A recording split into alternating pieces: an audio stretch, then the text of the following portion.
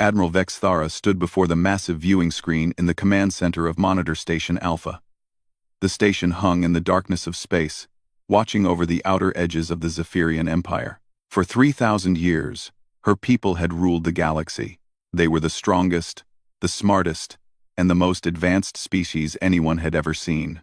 The bridge was quiet except for the soft hum of computers. Her six-fingered hands moved across the control panel as she checked the daily reports. Everything was normal. The outer colonies were peaceful. Trade ships moved safely between the stars. The galaxy was under control, just as it had been for longer than most species could remember. "Admiral," called Lieutenant Kor from his station. "I'm getting something strange on the long-range sensors." Vexthara turned her large, dark eyes toward him. "What kind of strange?" Kor's tentacles moved nervously over his controls. "It's a massive energy reading, ma'am. Coming through hyperspace from the outer rim. I've never seen anything like it before." The Admiral walked over to his station. On the screen, she could see the energy signature moving through space faster than anything should be able to move. It was huge. Bigger than their largest battleships. The energy patterns were wild and chaotic. Nothing like the clean, efficient technology they knew. "Where did it come from?" she asked. "The computer is still working on that," Kor replied, "but the path suggests it started somewhere near the old quarantine zone." Vexthara felt her blood turn cold. The quarantine zone. She remembered that place well. 50 years ago, the Empire had discovered a young species called humans. They lived on a blue planet in a small star system at the edge of the galaxy. The humans were violent, unpredictable, and primitive. Their technology was crude and wasteful. The Empire had placed a barrier around their entire star system. No ships could get in or out. The decision was simple. Let the humans either destroy themselves or learn to be peaceful. Either way, they would no longer be a problem for the civilized galaxy. "Show me the energy patterns," Vexthara ordered. The screen filled with data. The energy signature was unlike anything in their databases. It was powerful, but messy. Efficient, but violent. It reminded her of something, but she couldn't quite remember what. Then it hit her. The energy patterns were similar to the primitive fusion technology the humans had been using 50 years ago. But that was impossible. Human technology was crude and limited. They couldn't build anything this large or fast. "Could this be some kind of weapon?" asked Lieutenant Kor. "I don't know," Vexthara admitted. "But whatever it is, it's heading straight for the core systems." She activated the emergency communication system. Within minutes, she was connected to the High Council on the capital world of Zephyr Prime. The faces of the galaxy's most powerful leaders appeared on her screen. "Admiral," said Counselor Teth, the Empire's military commander, "what is so urgent that you interrupt our session? We have an unknown contact approaching from the outer rim," Vexthara explained. "Energy signature is massive, unlike anything we've seen before. It appears to be coming from the quarantine zone." The council members looked at each other with concern. Counselor Riran, the Empire's chief scientist, leaned forward. "Are you suggesting this might be human in origin?" "I can't rule it out," Vexthara replied. "The energy patterns are similar to their primitive technology, but magnified far beyond what should be possible." "Impossible," said Counselor Teth. "We've monitored that system regularly. The humans are still contained. Their technology hasn't advanced significantly." But even as he spoke, doubt crept into his voice. The Empire's monitoring had been reduced over the years. The humans seemed stable, peaceful even. There was no reason to watch them closely. "How long until the contact reaches the defense grid?" asked Counselor Riran. Vexthara checked her instruments. "At current speed, approximately 6 hours." 6 hours? Counselor Teth's voice rose in alarm. "That's faster than our best ships." "Yes, sir, much faster." The council fell silent. For 3,000 years, no species had challenged the Empire's technological superiority. Their ships were the fastest, their weapons the strongest. their defenses unbreakable. The idea that some unknown vessel could outrun their fleet was disturbing. "Activate the Kepler defense grid," ordered Counselor Teth. "If this is a weapon, we'll be ready for it." The Kepler grid was the Empire's greatest achievement. Hundreds of battle stations formed a massive wall around the core systems. Each station had enough firepower to destroy a planet. Nothing had ever gotten past it. "Admiral Vex Thera," said Counselor Ron, "I want you to personally oversee the contact at the defense grid. If this is really coming from the quarantine zone, we need to know immediately." "Yes, Counselor." The transmission ended, leaving Vex Thera alone with her thoughts. She stared at the energy signature on her screen, watching it move closer to the heart of the Empire. Something was wrong. 50 years ago, the humans had been primitive, violent, and disorganized. Their ships barely worked, held together with crude welding and basic materials. But this energy signature suggested something else entirely. It was huge, powerful, and moving with purpose. Whoever was controlling it knew exactly where they were going and how to get there faster than anyone thought possible. She thought about the reports from 50 years ago. The humans had fought each other constantly, but they were also incredibly stubborn. When they wanted something, they never gave up. They would try impossible things and somehow make them work through sheer determination. Could they have spent 50 years preparing for this moment? Could they have been building something while the Empire wasn't watching? The energy signature moved closer, and Vex Thera felt something she hadn't experienced in centuries. Fear. Not for herself, but for everything the Empire had built. If the humans had really created this vessel, what else might they have been working on? In 6 hours, they would have their answer. The unknown ship would reach the defense grid, and the galaxy would learn whether the humans were still the primitive species they remembered, or if they had become something far more dangerous. Vex Thera ordered her ship to the Kepler grid at maximum speed. Whatever was coming, she wanted to see it for herself.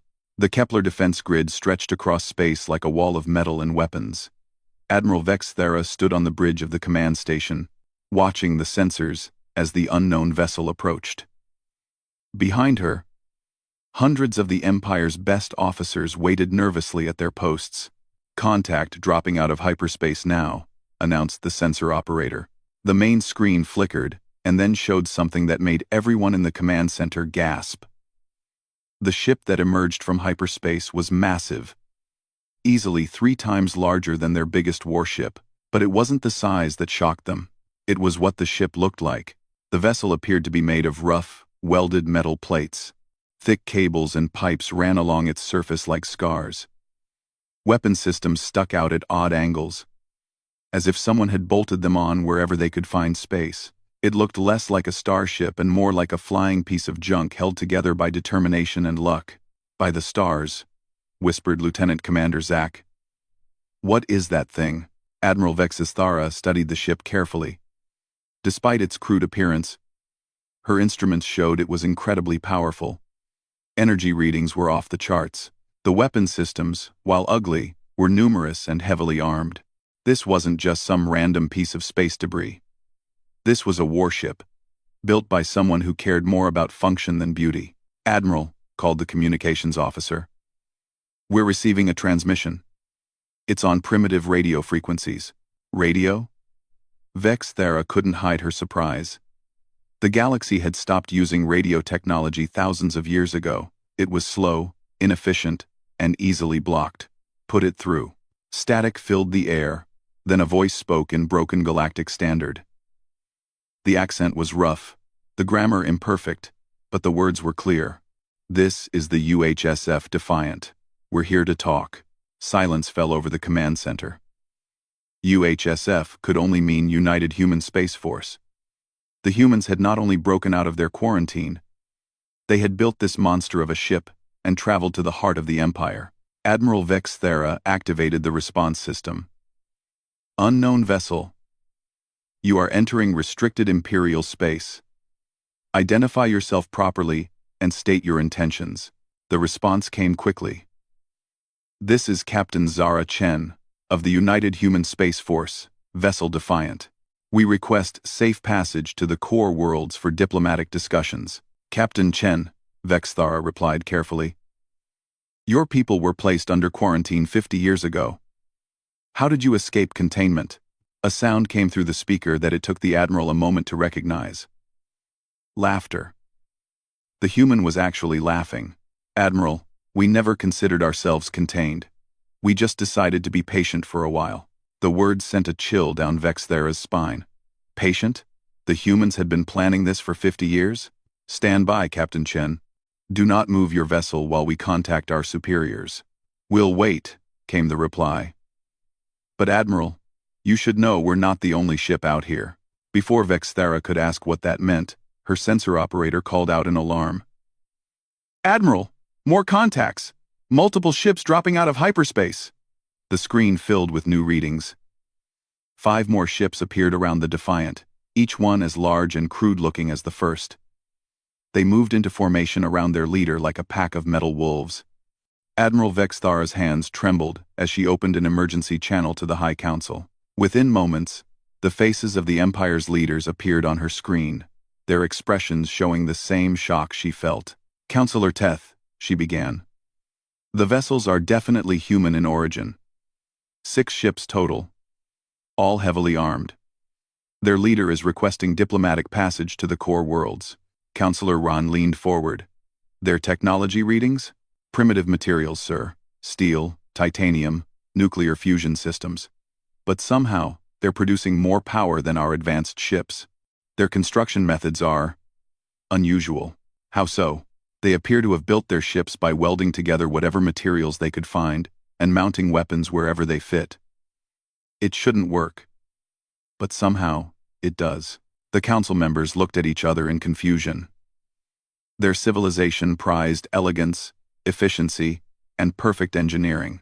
The idea of building something so crude that actually worked was beyond their understanding. What about their faster-than-light travel?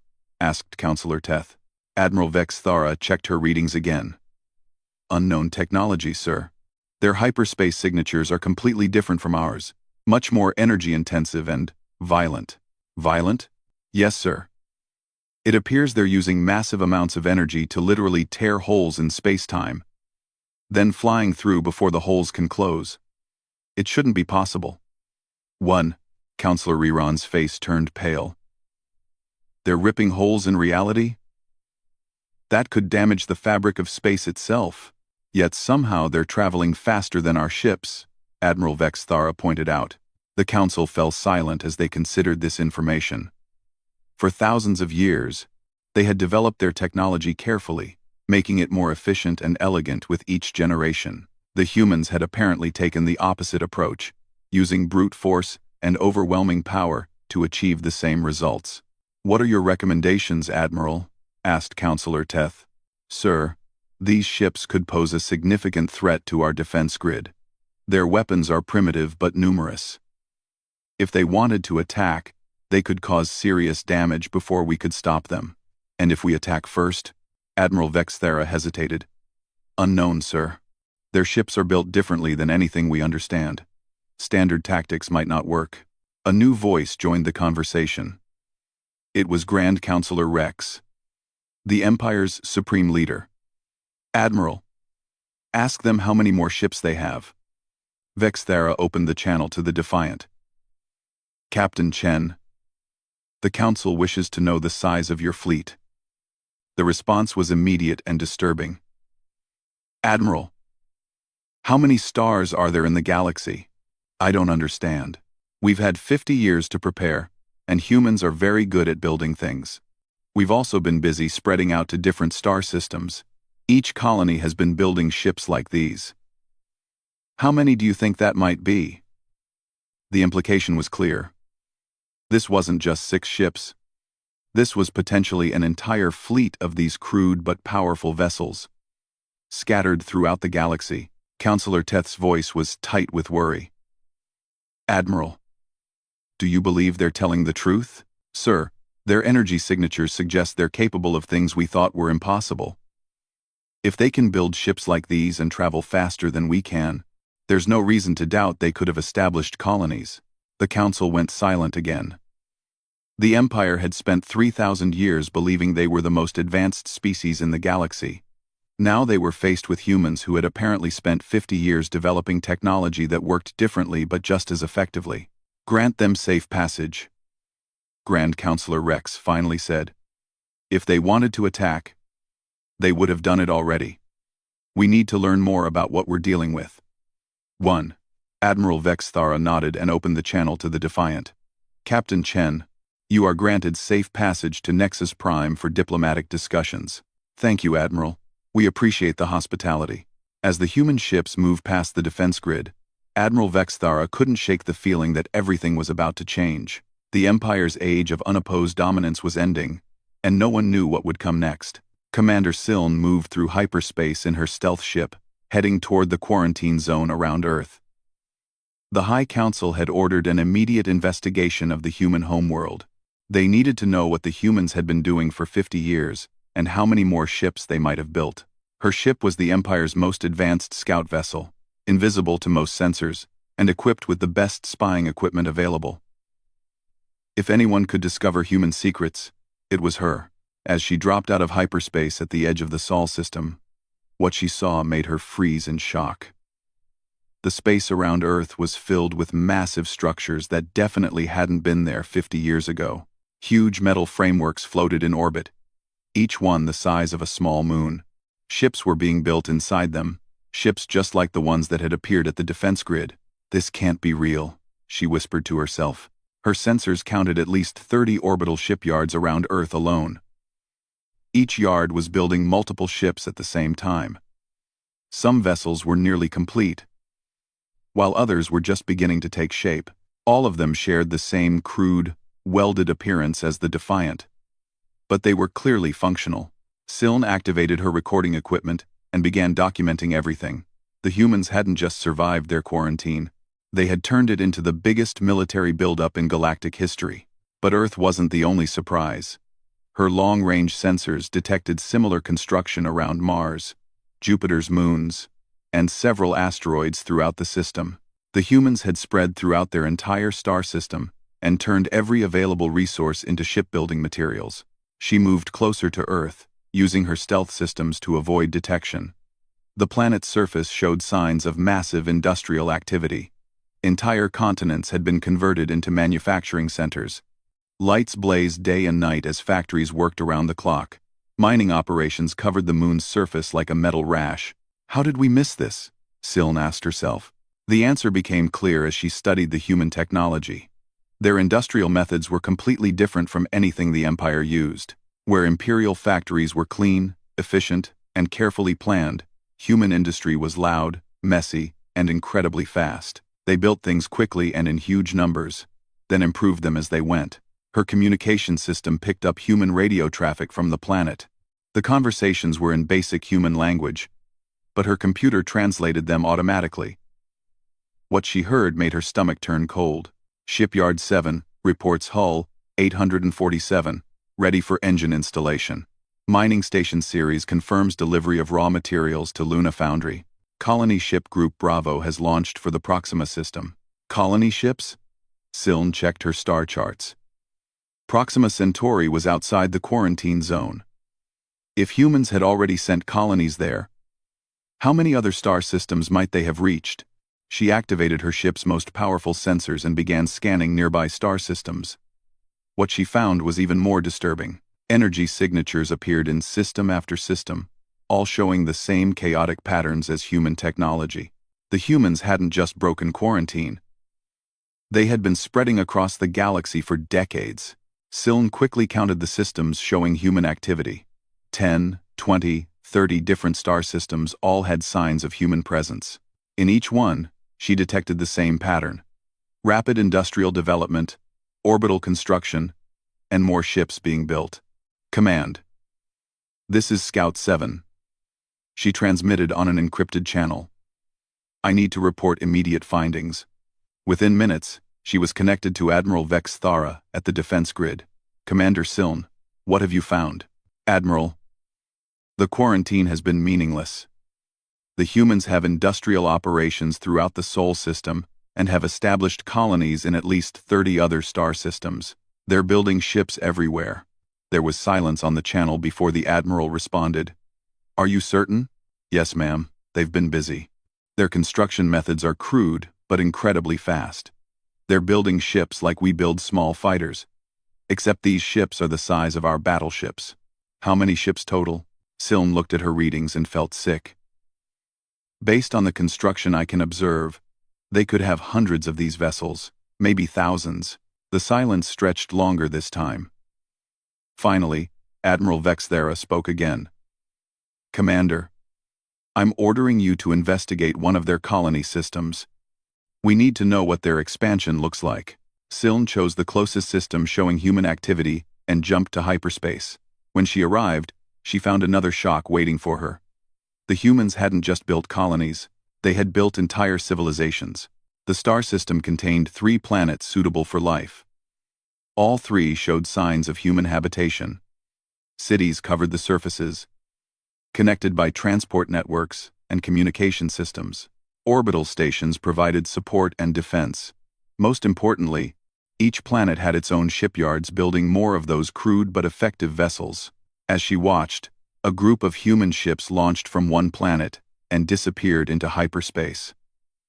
They were heading in the direction of unexplored space, probably looking for new worlds to colonize. Siln realized the terrible truth.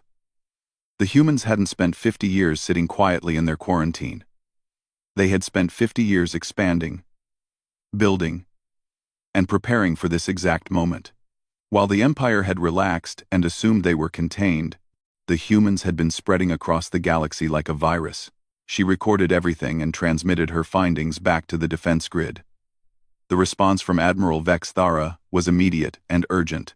Commander, return immediately. The Council needs this information now. As Siln jumped back toward Imperial space, she thought about what she had seen. The humans had built an entire civilization based on principles the Empire had never considered.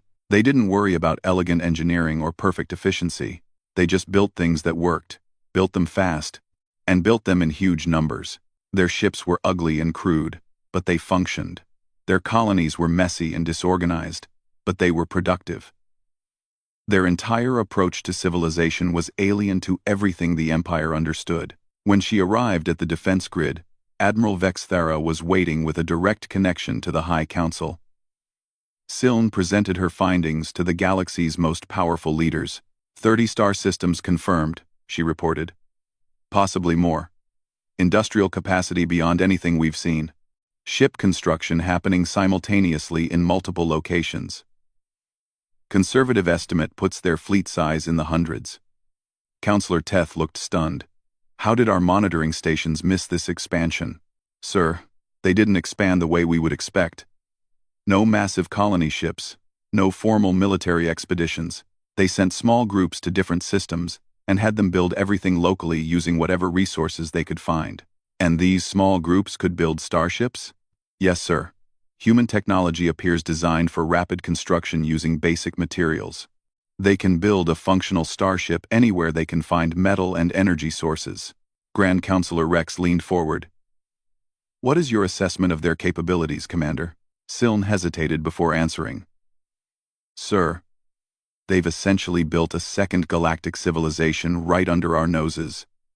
Their technology is different from ours, but it works. Their ships are fast, numerous, and heavily armed. Most importantly, they've been preparing for this contact for 50 years while we've been assuming they were contained. The council chamber fell silent as the leaders considered this information. The Empire had faced rebellions before, but never anything like this. The humans had essentially matched their technological capabilities using completely different methods. How long before their main fleet could reach the core worlds? Asked Counselor Uran. If they wanted to attack, Siln replied. They could probably have ships here within days. But sir, I don't think they want to attack. If they did, they would have done it already. Admiral Vexthara nodded in agreement. The ships at the defense grid could have opened fire immediately, but chose to request diplomatic contact instead. Then what do they want? Asked Grand Counselor Rex. The answer to that question would have to wait for the diplomatic meeting at Nexus Prime. But one thing was clear to everyone in the room. The galaxy was about to change forever, and the Empire would never be the same again. Nexus Prime hung in space like a giant crystal, its transparent walls and elegant curves representing the finest of imperial architecture. The diplomatic station had hosted peace negotiations and trade agreements for over 1,000 years. Today, it would host the most important meeting in galactic history. Captain Zara Chen walked through the station's corridors, her heavy boots making unfamiliar sounds on the polished floors. She wore a simple military uniform that looked rough and practical next to the flowing robes of the imperial delegates. Behind her walked 3 other human officers, all bearing the scars and weathered faces of people who had lived through hard times. Admiral Vex Thara met them at the entrance to the main conference chamber. "Captain Chen, welcome to Nexus Prime." Quote, "Thank you for agreeing to meet with us, Admiral," Chen replied. Her voice carried the same rough accent they had heard over the radio. But in person, her eyes showed intelligence and determination. The conference chamber was vast, with representatives from dozens of species seated around a circular table. At the head sat Grand Counselor Rex, flanked by the other members of the High Council. The atmosphere was tense as everyone tried to understand what they were dealing with. Chen and her officers took their seats across from the Imperial delegation. The human captain looked around the room calmly, as if she was studying each face and memorizing every detail. Grand Counselor Rex opened the session. "Captain Chen, your people were placed under quarantine 50 years ago for the protection of galactic civilization. How do you justify breaking that containment?" Chen leaned back in her chair. "Counselor, with respect, we never agreed to be prisoners. Your empire made that decision without asking us. Your species was deemed too dangerous for unrestricted contact," replied Counselor Teth. "Your people's tendency toward violence and unpredictable behavior posed a threat to galactic peace. And yet," Chen said with a slight smile, "here we are, asking for diplomatic talks instead of shooting up your defense grid. Seems like we've learned some patience." The comment sent murmurs around the room. Several council members looked uncomfortable with the casual reference to violence. Counselor Ron leaned forward. "Our reconnaissance shows you've established colonies throughout this region of space. This expansion violates galactic law." "Also, whose law?" Chen asked. "We were never part of your empire. We never signed your treaties. You can't violate laws you never agreed to follow. The empire maintains order for the benefit of all civilized species," Grand Counselor Rex stated firmly. "And we appreciate that," Chen replied. "But we're not asking you to stop maintaining order. We're just asking to be part of the conversation." Admiral Vex Thara studied the human captain carefully. "What exactly are you proposing?" Chen stood and activated a small device that projected a star map above the table. The map showed the galaxy divided into different colored sections. "This is how we see things," she said. The red sections showed Imperial territory, covering roughly 60% of the galaxy. Blue sections marked other major powers and their allies. Yellow areas indicated neutral zones and unexplored regions. Finally, green sections scattered throughout the map showed human colonies.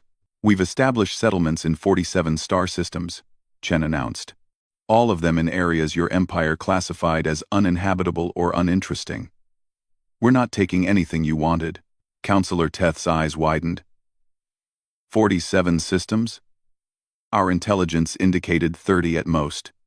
"Your intelligence needs work," Chen said bluntly. "We've been expanding for decades while you watched our home system and assumed that's all there was." The council members exchanged worried glances. The humans had been even busier than they realized. "What do you want from us?" asked Grand Counselor Rex. "Recognition," Chen replied simply. "We want the Empire to acknowledge our right to exist as an independent power. We want trade agreements, diplomatic relations, and clear boundaries so we don't accidentally step on each other's toes." "And if we refuse?" asked Counselor Teth. Chen's expression didn't change. "Then we'll keep doing exactly what we've been doing, except we'll stop being polite about it." "Are you threatening us?" "I'm stating facts," Chen said calmly.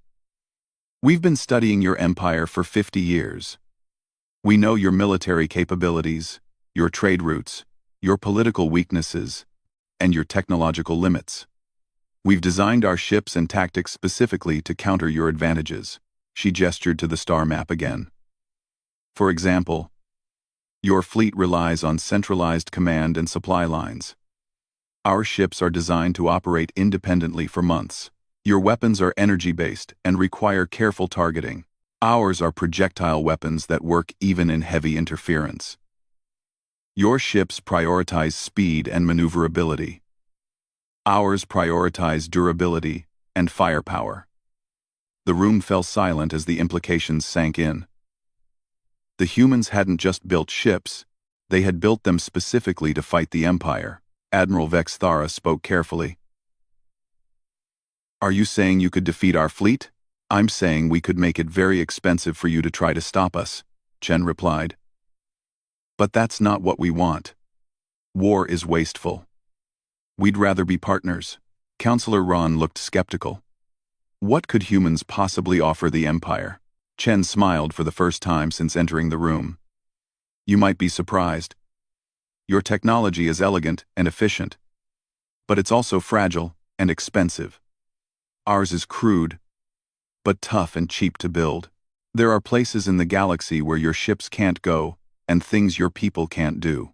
She activated her device again, showing images of human colonies on hostile worlds. We've established settlements on planets with deadly atmospheres, extreme temperatures, and dangerous radiation levels. Places your people would never consider living.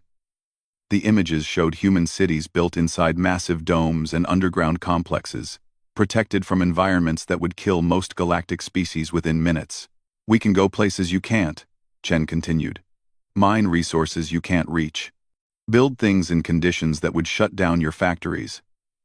In return, you have technologies and knowledge that could help us build better lives for our people. Grand Counselor Rex considered this carefully. And if we agree to recognize your independence, you would cease your unauthorized expansion?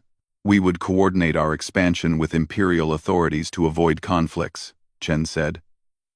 But we won't stop growing. That's not who we are. Our way. That's not who we are. As if summoned by her words, a soft alarm chimed throughout the station. Admiral Vex Thara received an urgent message on her personal communicator. Her face paled as she read it. What is it? Asked Grand Counselor Rex. More human ships have appeared at checkpoints throughout Imperial space, she reported. 17 different locations. All of them requesting permission for diplomatic passage. Chen nodded as if she had expected this. My people wanted to make sure you understood the scope of what you're dealing with. Those ships represent different colony groups, each with their own interests and capabilities. How many ships total? Asked Counselor Teth weakly. Currently en route to Imperial space? About 50. Total fleet size? Chen shrugged. I honestly don't know. We've been building for 50 years, and each colony operates independently. Could be hundreds. Could be thousands. The council members looked at each other with growing alarm. The Empire's total fleet numbered in the hundreds. If the humans had built comparable numbers using their crude but effective technology, the balance of power in the galaxy had fundamentally shifted. The choice is yours, Chen said quietly. We can be friends, or we can be a very expensive problem. But either way, we're not going away. Grand Counselor Rex stood slowly. The council will need time to consider your proposal. Of course, Chen replied. But don't take too long. My people have been patient for 50 years. That patience has limits. As the session ended and the delegates filed out, Admiral Vex Thara couldn't shake the feeling that everything had changed. The humans had outmaneuvered the Empire completely, building a civilization that could challenge Imperial supremacy while maintaining plausible deniability about their intentions. The most disturbing part was that they had done it all while being polite about it. What would happen if they decided to stop being polite? The High Council had been debating for 6 hours when the alarm started screaming throughout Nexus Prime.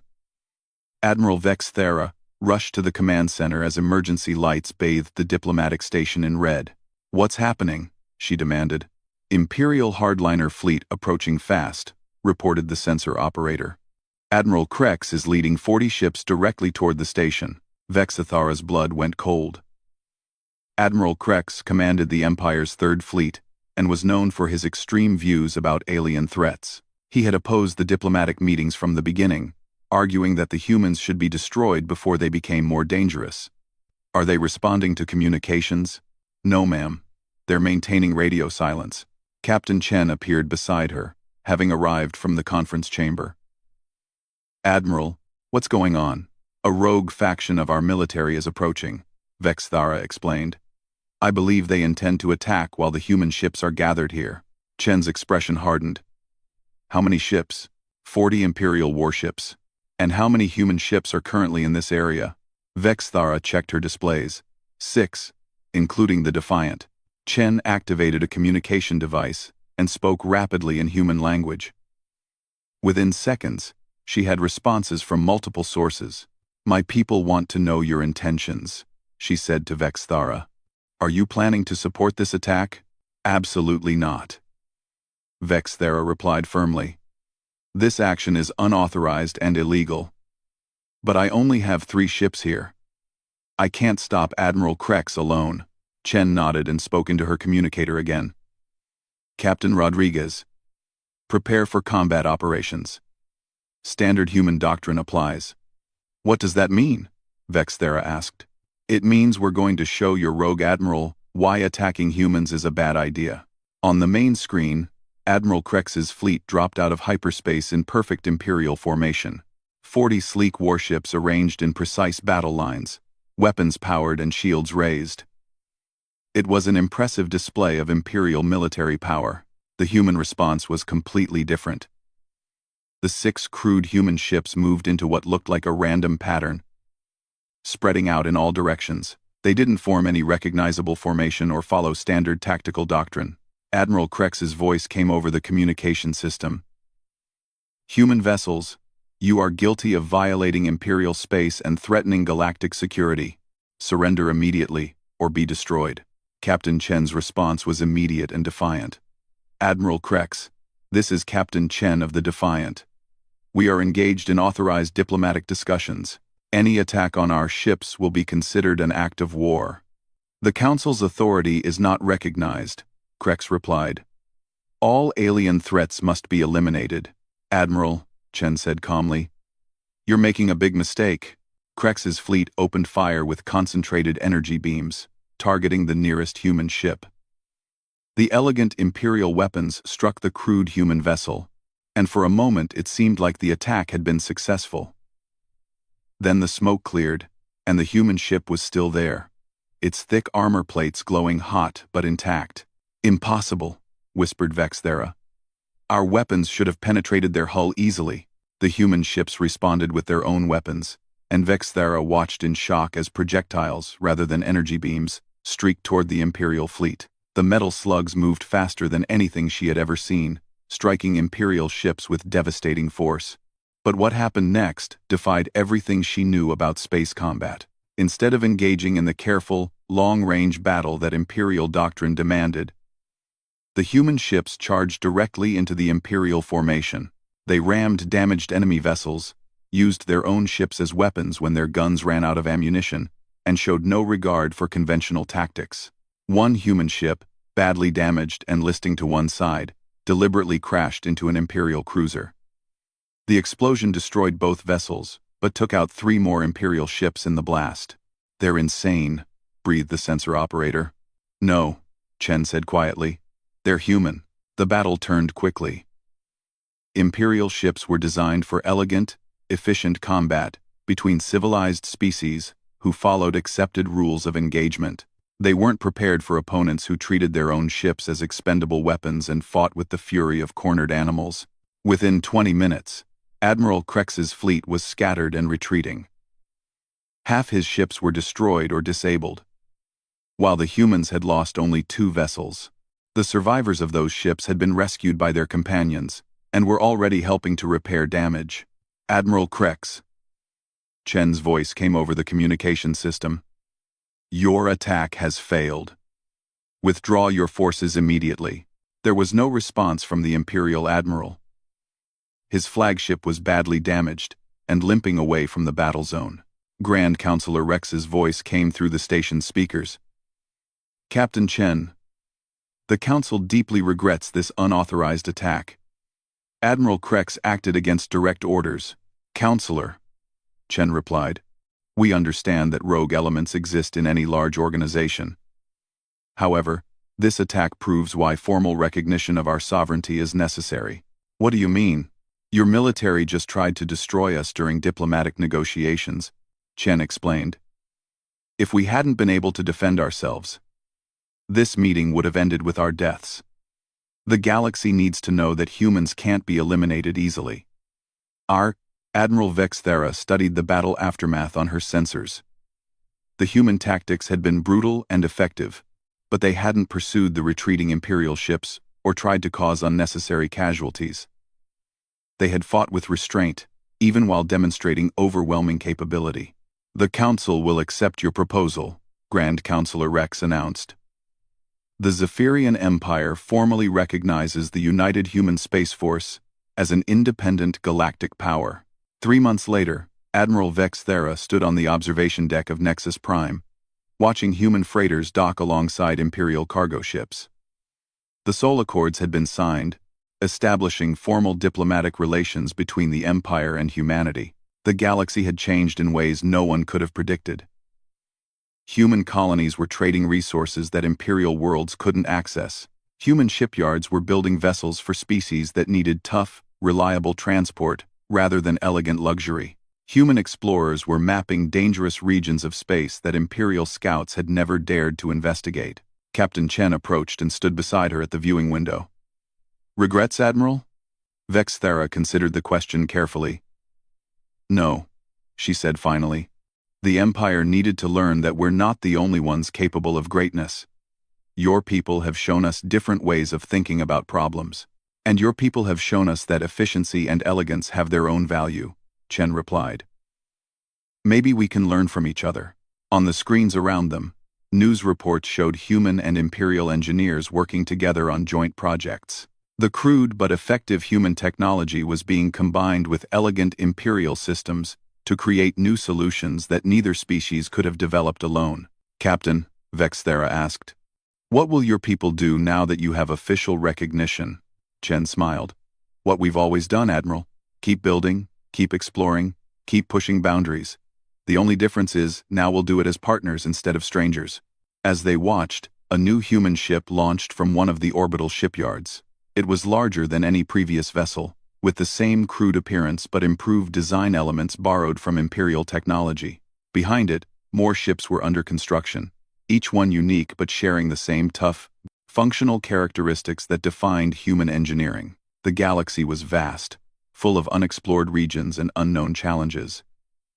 For 3,000 years, the Empire had expanded carefully and methodically, bringing order to chaos.